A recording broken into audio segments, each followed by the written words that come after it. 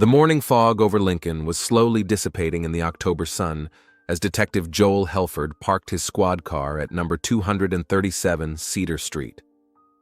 His partner, Detective Kaylin Olsevy, was already out of the car, adjusting a clipboard under her arm. The 45-year-old Helford had the calm that comes with 20 years of police experience, while his 32-year-old colleague compensated for her relative youth with keen intuition and methodical evidence handling. The house looked like the set of a war movie. The white wooden facade was literally riddled with bullet holes. The wall resembled a giant sieve. The first-floor windows were gaping with shards of broken glass, and the front door hung on a single hinge. Several patrol cars were already parked outside the house, their red and blue flashers creating a play of light on the damaged walls. "Jesus Christ," Olsevy said quietly, looking at the extent of the destruction. "How many bullets had they fired?" Helford shook his head, pulling a notebook out of his pocket. Judging from the tracks, they used automatic weapons. At least 2 or even 3 automatic weapons. They'd been working hard. They approached Sergeant Coleman, who was coordinating the scene. A thick, middle-aged man with graying temples pointed them to the front door. Victims inside, in the kitchen. Audrey Keldridge, 35 years old. Husband found her this morning when he came home. Called emergency services himself at 6 a.m. 30 minutes later. "Where's the husband now?" Olsevy asked, making notes in her notebook. "He's in a squad car. Archer Keldridge, 40 years old. Owns a bar on 3rd Street. Shocked, but willing to answer questions." Detectives went through the damaged front door and into the house. The hallway was littered with shards of drywall and plaster. Bullets had penetrated not only the exterior walls but also the interior partitions. In the living room, furniture was riddled and overturned, a picture of chaos and destruction. The kitchen was in the back of the house, and that's where detectives found Audrey Keldridge's body. The woman was lying on the linoleum near the refrigerator, arms spread out. She was wearing her home clothes, a pink robe and slippers. A dark bloodstain spread under the body. A forensics expert was already working the scene, taking photos and collecting evidence. "What can you tell me?" Helford turned to the CSI. Single gunshot to the chest, most likely from a gunshot wound. Death was instantaneous. Judging by the posture and position of the body, the woman was in the kitchen when the shooting started, probably cooking or cleaning. Look at the unwashed dishes on the table. Olsevy took a close look around the kitchen. There was indeed a half-washed plate on the table, a dishwashing sponge beside it. A kettle was cooling on the stove. An ordinary domestic scene interrupted by tragedy. "Time of death?" she asked. "Tentatively, between midnight and 2 a.m. I'll be more specific after the autopsy." The detectives finished processing the scene and went outside where Archer Keldridge was waiting for them. The man was sitting in the back seat of his patrol car with his head down tiredly. As the detectives approached, he looked up, his eyes red from crying and sleep deprivation. Archer Keldridge was a sturdily built man of medium height. Dark skin, short curly hair with graying at the temples, broad shoulders. He wore jeans and a plaid shirt that he'd obviously put on in a hurry. The buttons were unevenly buttoned.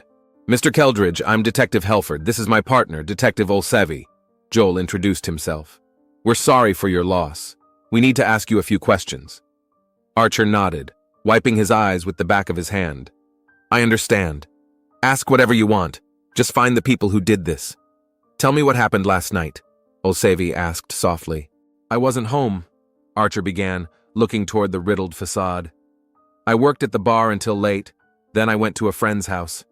It was Audrey's wedding anniversary, and I wanted to surprise her the next day. Arranged for a florist to deliver flowers, planned a romantic dinner." His voice shook, and he was silent for a few seconds.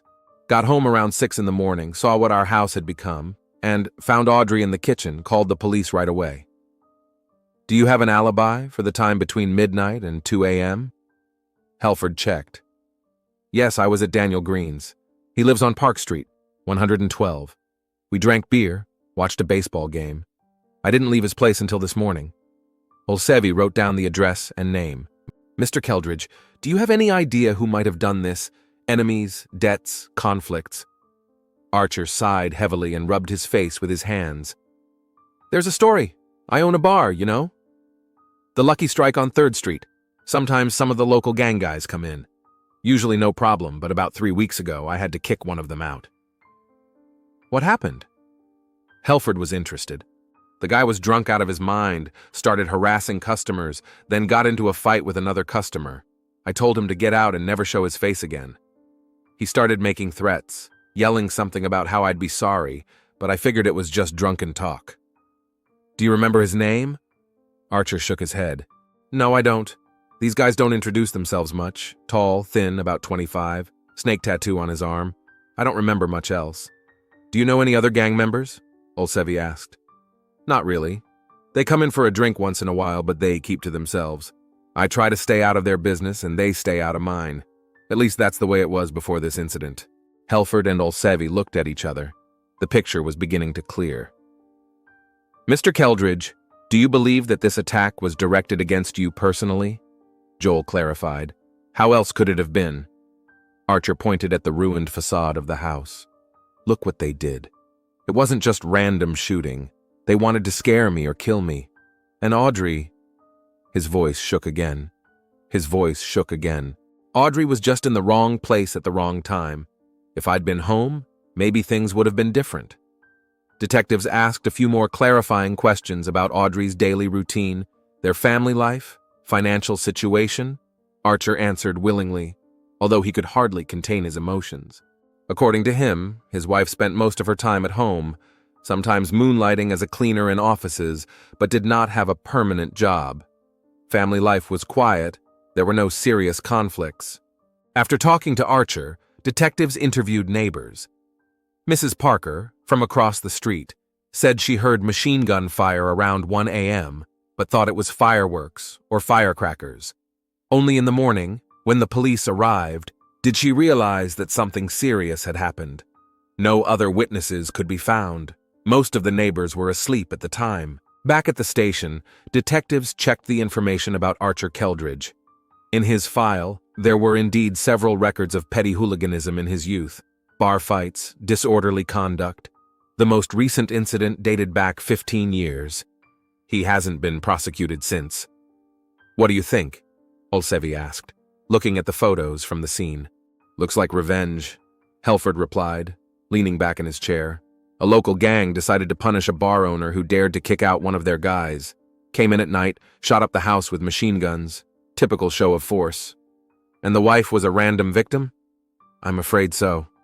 I don't think they knew Archer wasn't home. They planned to scare or kill him, but they hit Audrey.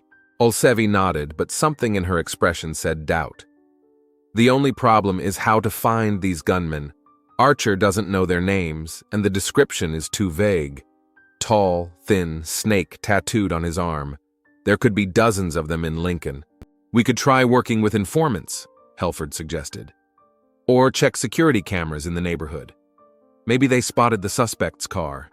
They spent the rest of the day gathering information, checked the camera footage of nearby stores and gas stations, but found nothing suspicious. Talked to several informants from the criminal environment, but no specific information could not be obtained. Everyone knew about the existence of a local gang, but no one wanted to name specific names or give accurate information. By the end of the day, it was clear that the case was a dead end. The detectives had a plausible version of the incident, but no specific suspects or evidence that could lead to their capture. You have to admit, it's going to be extremely difficult to find the killers, Helford said as he reviewed the materials collected. We have a motive and a general direction, but it's not enough to solve the case. Maybe we should do some more work, Olsevi suggested. Interview more people, check out other leads. That could take weeks, even months, and it's not guaranteed. Besides, we have other cases that need attention. Helford was right. There were several other major crimes in their pipeline, and the department's resources were limited. The Audrey Keldridge murder case, tragic though it was, threatened to become one of those unsolved crimes that fill the police archives. The next morning, the detectives met with Captain Anderson for a progress report. So what have we got? The gray-haired commander asked, scrutinizing the report. Conflict between a bar owner and a local gang, Helford summarized. Classic revenge with automatic weapons. Wife was killed accidentally. She just wasn't supposed to be home. Suspects? Unidentified members of a criminal gang. We don't have specific names. Captain Anderson frowned. Prospects of detection? Minimal, Olsevi admitted frankly. There are no witnesses, the cameras are long gone, the informants are silent. We could keep looking, but it would take a long time with no guarantee of results. Anderson was silent for a while, pondering the situation. Got it. Turn the case over to Detective Riley in the junior division. Let him work with it in his spare time, interviewing informants, following up on leads. And you get on with the new cases. You already have a jewelry store robbery on your desk. That's how the Audrey Keldridge murder case was handed off to a junior associate and effectively shelved. Helford and Olsevi moved on to investigate other crimes, and the Cedar Street tragedy became another unsolved story in the archives of the Lincoln Police Department. The 2 weeks flew by quickly. Detectives Helford and Olsevi had time to close the case of robbery of a jewelry store. The criminal was identified from CCTV footage after 5 days. They also worked on a series of car thefts in the eastern part of the city and investigated a case of domestic violence, which fortunately did not end in tragedy. The Audrey Keldridge murder case, meanwhile, lay on the desk of Detective Riley, who periodically reported no progress. The gang allegedly responsible for the shooting seemed to have vanished into thin air. None of the informants could provide concrete information, and no witnesses were ever found. On the morning of Thursday, November 11th, the phone on Helford's desk rang at 8 o'clock sharp. The detective had just had time to pour himself a cup of coffee and look over the morning bulletins. "Helford here," he answered, taking a sip of his hot drink. "Joel, we've got a body on Oak Street," said Sergeant Coleman, the duty sergeant. "The address is 483, apartment 12. Neighbors called the police because of a foul odor." "What do we know?" "Male, mid-40s. I.D. quote, S in the name of Theodore Vansley. Door was locked from the inside, had to be forced open. From the state of the body, he's been dead for days." Helford wrote down the address and called Olsevi. 20 minutes later, they were on their way through the morning streets of Lincoln to the scene of the accident. Oak Street was in a working-class neighborhood of the city, where old 2-story houses were interspersed with small apartment buildings. The 483 building was a typical structure of the 60s, a brick building of 3 stories, with narrow windows and peeling paint on the window frames. 2 patrol cars and a medical examiner's car were already parked outside. A few curious neighbors crowded at a safe distance, discussing the incident in muffled voices. "The apartment is on the 2nd floor," said Patrol Officer Johnson, who met them. "Downstairs neighbors been complaining about the smell for 3 days. At first she thought it was a sewer leak, but yesterday she realized it was more serious. She called the management company and they called us." The detectives climbed the narrow staircase to the 2nd floor. The door to apartment 12 was open, and even in the hallway they could smell the distinctive sweet odor of decomposition. Olsevi took menthol balm out of her pocket and dabbed it under her nose, an old police trick for dealing with bodies in a state of decomposition. The apartment was small, a 1-room apartment with a tiny kitchen and a bathroom. The furnishings were modest but neat. An old sofa, a TV on a stand, a small dining table, and bookshelves along the wall. The shelves held mostly detectives and technical reference books. The body of Theodore Wansley lay in the center of the room, between the couch and the table. The man was dressed in his home clothes, athletic pants and a t-shirt. Judging by his posture, he had fallen on his back, spreading his arms out to the sides. There was a dried blood stain around his head and a deep gash on his forehead. The medical examiner, Dr. Simmons, was already working on the body. An elderly man with a gray beard and attentive eyes behind gold-rimmed glasses was carefully examining the wound on the head of the deceased. "What can you tell me, Doc?" Helford asked, trying to breathe through his mouth. "Death was caused by blunt force trauma to the head," Simmons replied, still working. "Judging from the nature of the injury, a heavy object with a flat surface was used, possibly a hammer or an iron. The blow was delivered with great force, fracturing the skull." "Time of death?" "Preliminary, 5 to 7 days ago. I'll be more precise after the autopsy, but the condition of the body suggests that time period." Olsevi took a close look around the apartment. There was an overturned lamp with a heavy metal base on the floor near the couch. The base showed dark stains that could have been blood. "Looks like this is our murder weapon," she said, pointing to the lamp. Helford sat down next to the find without touching it. "The base is quite heavy and flat. Fits Dr. Simmons' description. We'll have to send it to forensics." The detectives continued their examination. On the table were several utility bills and advertising brochures. In the bedroom, or rather in a corner of the room, screened off by a screen, was a narrow bed and a small dresser. The bed was made, but a pillow lay on the floor beside the bed. "Signs of a struggle," Olsevi noted. "Lamp overturned, pillow on the floor. Victim tried to fight back." In the kitchen, there was a pot of moldy soup on the stove. On the table, a dirty plate and a spoon. Apparently, Theodore Vansley had been killed during or immediately after the meal. Helford opened the refrigerator. Inside were the usual groceries: milk, eggs, vegetables, packaged meat. Nothing suspicious or unusual. "We should canvass the neighborhood," he said. "Maybe someone saw visitors or heard noises." They started with the downstairs apartment where the odor complaint came from.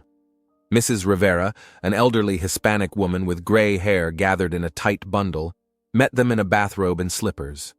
"Terrible story," she said, shaking her head. "Theodore was a good neighbor, quiet, polite, never made a lot of noise, never had a party." "When was the last time you saw him?" Olsevi asked. "Let me see. Last Wednesday, I think. I met him in the driveway on his way home from work. He said his usual greeting, complained of being tired." "And after Wednesday? Did you hear anything unusual coming from his apartment?" Mrs. Rivera thought for a moment. "Thursday night there was some noise. It sounded like something falling, but I thought he just dropped something heavy. It happens sometimes. And then it got very quiet." "Did you see any visitors at Mr. Vansley's last week?" "I didn't. He rarely had visitors. Sometimes a woman came in, but I don't know who she was. I only saw her a few times." "Can you describe this woman?" "Dark-skinned, like him, medium height, slender, quite attractive. But I saw her from a distance, so I can't say much more than that." The neighbors on the other floors didn't add much to the picture. Theodore Vansley was an uncommunicative man who worked in a warehouse and spent most of his time at home. He didn't seem to have many friends, and he rarely received guests. Back at the apartment, the detectives began a more thorough search for evidence. Olsevi noticed a cell phone lying on the dresser next to the bed. The screen was smashed, but the device was on. "We need to check calls and messages," she said, gingerly taking the phone in her gloved hands. Helford, meanwhile, was examining the dead man's papers. A passport, driver's license, and several income statements were found in the dresser drawer. Theodore Vansley, 38 years old, worked as a longshoreman in a building materials warehouse. Small but steady paycheck. No sign of debt or financial problems. "Joel, take a look at this," Olsevi called out, studying the contents of the phone. Helford walked over to it. A messenger message was open on the screen. "What is it?" "Messages with someone named Audrey. The latest ones were dated last Wednesday, the day before the alleged murder." Helford frowned. The name seemed familiar, but he couldn't remember where from. What had they written? Olsevi began reading the messages, leafing the correspondence history upward. Vansley wrote, "See you tonight?" Audrey replied, "Can't, Archer's at home. Tomorrow will be difficult too. It's our anniversary." Then Vansley, "I understand. But I need to talk to you. It's important." "Archer," Helford said slowly. "I'd heard that name somewhere before." "It gets even more interesting," Olsevi continued. Audrey wrote, "What do you want to talk about?" And Vansley replied, "About the test results. We need to have a serious discussion about our situation." Suddenly, Helford realized. Archer was the name of the husband of Audrey Keldridge, the woman murdered 2 weeks ago on Cedar Street. "Kalen," he said, grabbing his partner's shoulder. "Audrey Keldridge. Remember the case with the shot-up house?" Olsevi looked up from the phone, a look of understanding in her gaze. "Oh my God, you think this is the same Audrey? I'll have to check the phone number and the data. But if it is her..." They quickly contacted the station and asked for Audrey Keldridge's case file. Half an hour later, the facts were confirmed. The phone number in the correspondence with Theodore Vansley belonged to the woman killed 2 weeks ago. "So Audrey Keldridge was having an affair," Olsevi said as she continued to study the correspondence. "And her husband didn't know about it. Or he did," Helford added grimly. "The question is, What does that change in our investigations? The detectives went back to examining Theodore's cell phone. The correspondence with Audrey had been going on for months. It was clear from the messages that they had a close relationship. They met when her husband wasn't home, exchanged tender words, made plans for the future. But especially interesting were the last messages, sent a week before Audrey's death. "Listen to this," Olsevi said. Vansley wrote, "Got the test results back. We need to meet and discuss everything." Audrey asks, "Is it something serious?" And he says, "Yes, it affects both of us." "What kind of tests?" Helford wondered. The answer turned up in another folder on the phone. Theodore's photo gallery contained several pictures of medical documents. Among them was a note from the clinic with the results of an HIV test. The result was positive. Theodore Vansley was HIV positive, Olsevi stated. And according to the correspondence, he was going to tell Audrey. What was the meaning of his phrase about something that affects both of us? Olsevi scrolled through the messages and found the answer. Here he writes, "Audrey, you should get tested. There is a possibility that you are infected too, and if so, you need to think about your husband." The picture was beginning to become clearer, but it raised new questions. If Audrey was infected with HIV from her lover and then passed the infection to her husband, that could be a motive for murder. But then who killed Theodore Vansley? "We need to check the medical records," Helford said. "If Audrey was infected too, and her husband found out about it, then the local gang theory falls apart," Olsevi finished. They contacted the clinic where Theodore Vansley was being treated. The doctor, Dr. Johnston, confirmed that the patient had learned of his HIV status 3 weeks before his death. He was referred for further tests and counseling, but did not show up for a follow-up appointment. He was asking about how to disclose the diagnosis to his sexual partner, Dr. Johnston said by phone. He was very worried about it. I gave him pamphlets with information and advised him to be sure to tell his partner to get tested. The next step was to get Audrey Keldridge's medical records. This is where the detectives got another surprise. The woman had actually been tested for HIV a week before her death. The result was positive. "So here's the chain," Helford reasoned, jotting down facts in his notebook. Theodore is infected with HIV, transmits the infection to Audrey during their affair. Audrey infects her husband. Theodore learns of his diagnosis and wants to warn Audrey. She gets tested and finds out that she is also infected. "What happens next?" Olsevi asked. "Does Audrey tell her husband about her status? Or does he find out some other way?" Either way, if Archer Keldridge found out he was infected with HIV because of his wife's infidelity, that gives him a strong motive for murder. Detectives decided to check Archer Keldridge's medical records, and here they got the final confirmation of the theory.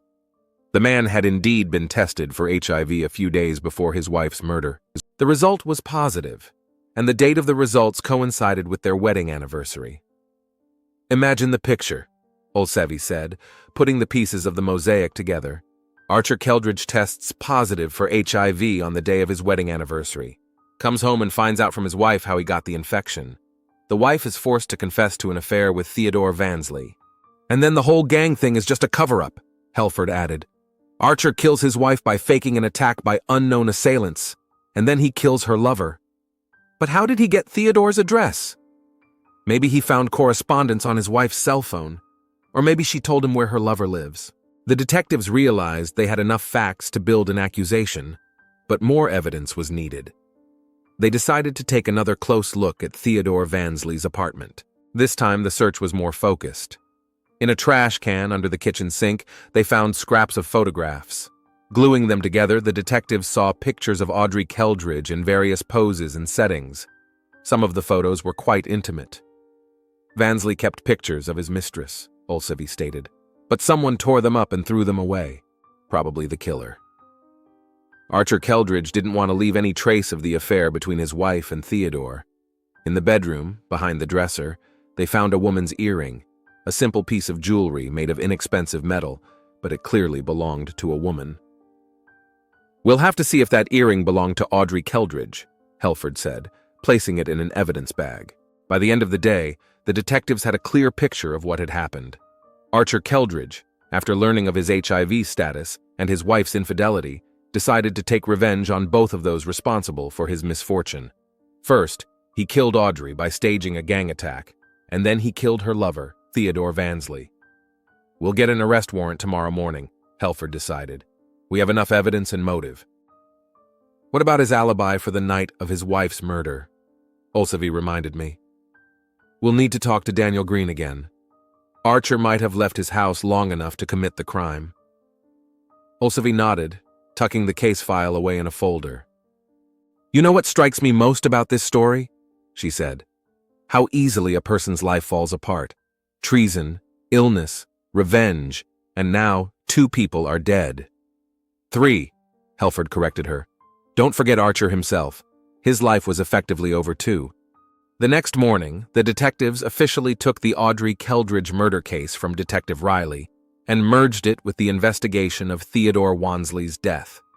Now they had to prove Archer Keldridge's guilt in court, but they had more than enough evidence to do so.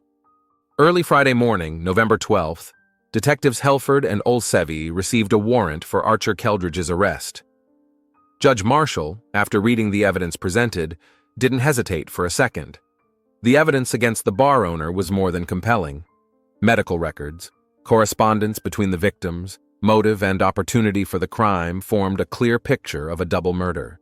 At 8 o'clock in the morning, the detective's squad car pulled up outside the Lucky Strike Bar on 3rd Street. The establishment was not yet open. The sign said it opened at 11 o'clock in the morning. But there were lights on in the windows of the 2nd floor, where Archer Keldridge's apartment was, according to city records. "Looks like he's home," Olsevy said, checking her service pistol. "Remember, he may be armed," Helford warned. "If our theory is correct, he has access to automatic weapons." They called for backup. 2 patrol cars with 4 officers were expected to arrive within 10 minutes. The detectives decided to wait for them to arrive and then proceed with standard arrest procedure. While they waited, Helford went over the case files once more. In the 2 weeks since Audrey's murder, Archer Keldridge had acted like a grieving husband. He'd even contacted the station with questions about the progress of the investigation, wondering if there was any progress in finding his wife's killers. A great game that almost fooled the experienced investigators. Reinforcements arrived just in time. Sergeant Coleman and 3 patrol officers took up positions around the building, blocking any possible escape routes. Helford and Olsevy went up to the front door leading to the residential portion of the building. Detective Helford knocked on the door with a firm police knock. "Archer Keldridge, police, open the door." There was silence. Then came footsteps and a voice from inside. "What do you want? I already told you all about Audrey. We need to talk to you. Open the door. We have a warrant." Silence again, longer this time. The detectives looked at each other as the suspect considered his options. "Mr. Keldridge, don't make this any harder than it has to be," Olsevy added. "Open the door voluntarily." Suddenly there was a crash, the sound of breaking glass, then quick footsteps. "He's trying to escape!" Helford shouted into the radio. "Coleman, check the back of the building." The detective tried the door. It was locked. Helford took a step back and kicked his foot forcefully into the lock area. The door cracked but wouldn't budge. The second blow did its job and the door swung open with a loud crack. Archer's apartment was more spacious than Theodore Vansley's. A living room, a kitchen, a bedroom, and a small study. The living room was a mess. Overturned chairs, scattered papers, shards of a broken vase on the floor. "Police! Come out with your hands up!" Olsevy shouted, gun at the ready. There was a noise coming from the office, someone fiddling with the window. The detectives moved cautiously in that direction, pressing themselves against the walls. In the office, Archer Keldridge was trying to escape through the window onto the fire escape. The man was dressed in jeans and a sweater, sneakers on his feet. When he saw the detectives, he froze, half out the window.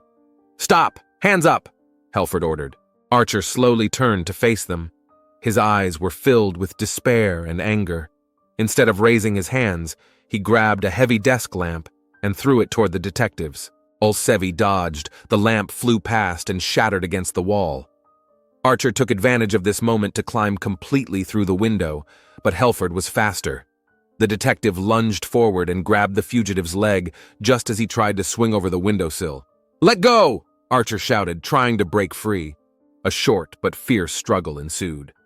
Archer was a strong man and fought back desperately. He elbowed Helford in the stomach, causing the detective to bend in pain but not release his grip. Olsevi came to the rescue, and the two of them managed to pull the suspect back into the room. "Hands behind your back! Now!" Olsevi ordered, pointing a gun at Archer. Realizing the futility of further resistance, Archer slowly put his hands behind his back. Helford snapped handcuffs on his wrists, then took him into the living room and sat him on the couch. "Archer Keldridge, you are under arrest on suspicion of the murders of Audrey Keldridge and Theodore Vansley," Olsevi announced formally. "You have the right to remain silent. Anything you say can be used against you in a court of law. You have the right to an attorney." While Olsevi read the rights, Helford looked around the office. There were scattered papers on the desk, invoices, bank statements, some records. In a desk drawer, he found several medical certificates, including a positive HIV test dated October 12th, 2 weeks before Audrey's murder. "Do you understand your rights?" Olsevi asked. Archer nodded grimly. "I do." "Do you want to call a lawyer?" "No, not yet." The detectives took the arrestee to the station, where they placed him in an interrogation room, a small room with white walls, a metal table, and 3 chairs. A video camera in the corner recorded everything that was going on. Helford and Olsevi gave Archer half an hour to calm down after the arrest, and in the meantime, they went over the evidence they had collected. They had a difficult interrogation ahead of them. They had to get the suspect to confess to the double murder. At 11 in the morning, the detectives entered the interrogation room. Archer was sitting at his desk with his hands folded in front of him. He looked tired and depressed, but still held his dignity. "Mr. Keldridge," Helford began, sitting down across from him, "we want to talk to you about the deaths of your wife and Theodore Wansley." "About who?" Archer raised his eyebrows in surprise. "I don't know any Theodore." Olsevi pulled a printout of the correspondence between Audrey and Theodore out of the folder and placed it on the table. "Then explain why your wife has been corresponding with this man for months, and why your name is mentioned in their messages." Archer glanced at the printout, and the detectives saw the expression on his face change. The mask of surprise fell away, giving way to anger and pain. "Where'd you get this?" "Theodore Wansley's cell phone, the same man who'd been killed with a blunt object in his Oak Street apartment." Archer was silent as he studied the messages. His jaw was clenched and there was an inner struggle in his eyes. "Mr. Keldridge," Helford continued, "we know about the relationship between your wife and Theodore Wansley. We know they were both HIV positive, and we know that you also tested positive shortly before your wife's death. That doesn't prove I killed them." "Not by itself, no," Olsevi agreed. "But when combined with the other facts, the picture is pretty clear." She pulled photos from Theodore's murder scene out of a folder. "This earring was found in Theodore Vansley's apartment. We checked it out. It belonged to your wife. Audrey wore one just like it on her wedding day. There are pictures." Archer looked at the picture of the earring and sighed heavily. "Besides," Helford added, "we talked to your buddy Daniel Green again. It turns out that on the night of Audrey's murder, you left his house for 2 hours, between 1:30 and 3:30 in the morning, right around the time your wife was killed. Daniel said you went out for cigarettes and beer," Olsevi continued, "but it takes at most 20 minutes to get to the nearest store and back. Where were you the rest of the time?" Archer lowered his head and was silent for a long time. The detectives waited patiently. They sensed the suspect was close to a confession. "You want to know the truth?" Archer finally said without raising his head.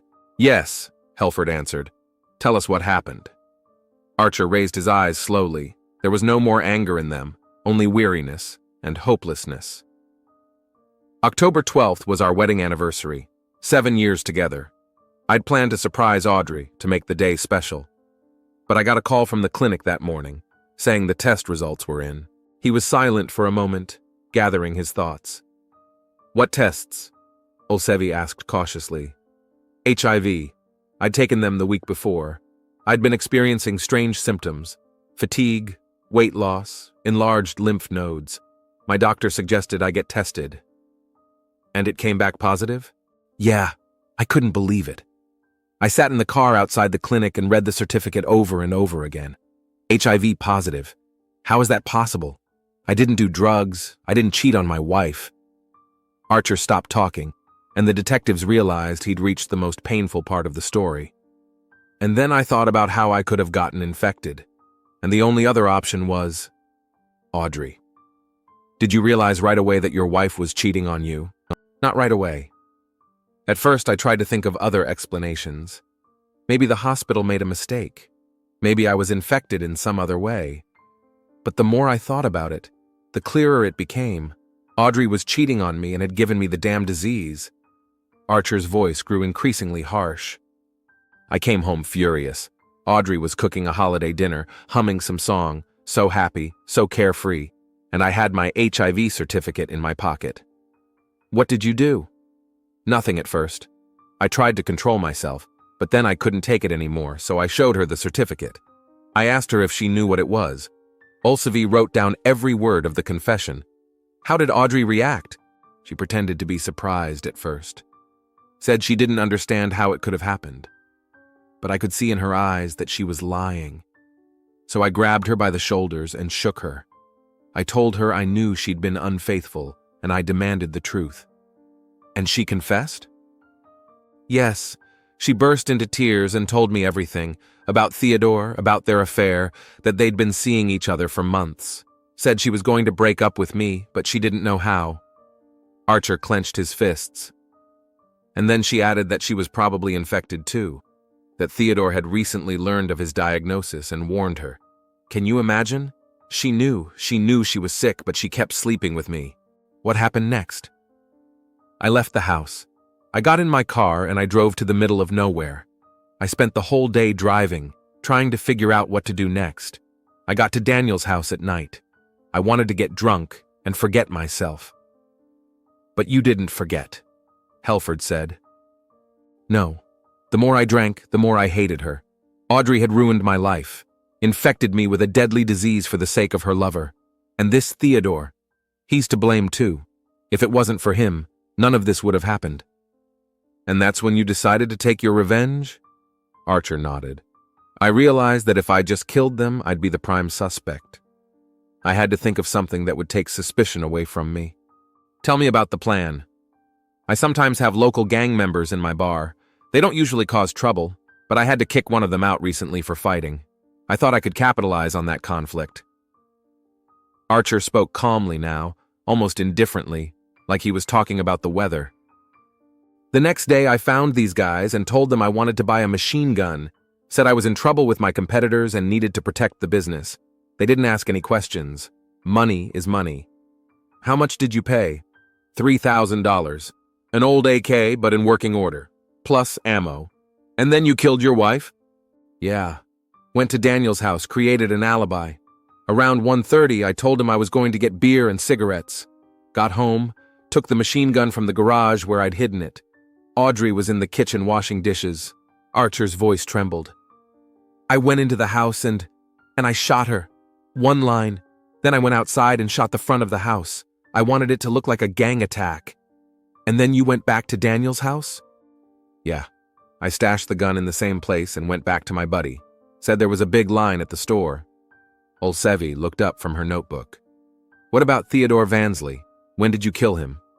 A few days later. I found his address on Audrey's cell phone. I waited for the police to close the case on my wife's death, and then I went to see him. Tell me more about it. I went to his house Thursday night. I told him I was Audrey's husband and I wanted to talk about her. He let me into the apartment. Did Theodore know Audrey was dead?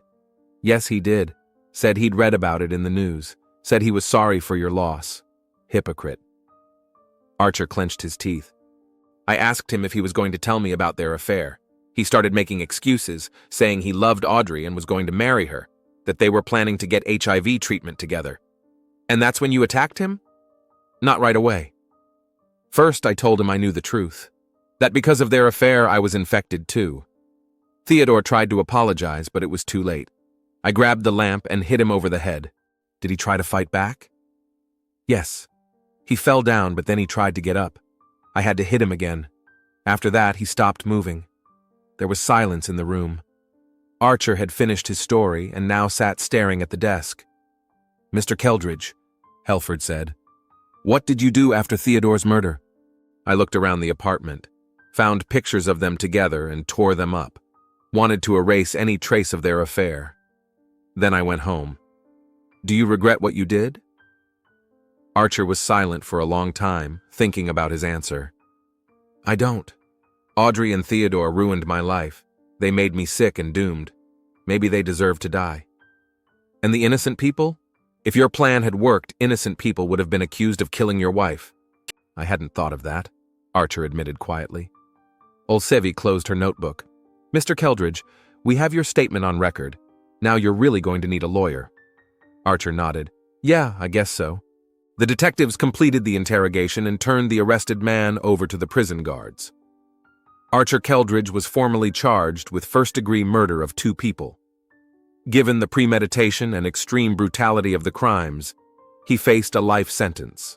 Helford and Olsevi returned to their office to file the necessary paperwork. A case that had seemed hopeless only a week before had been successfully solved.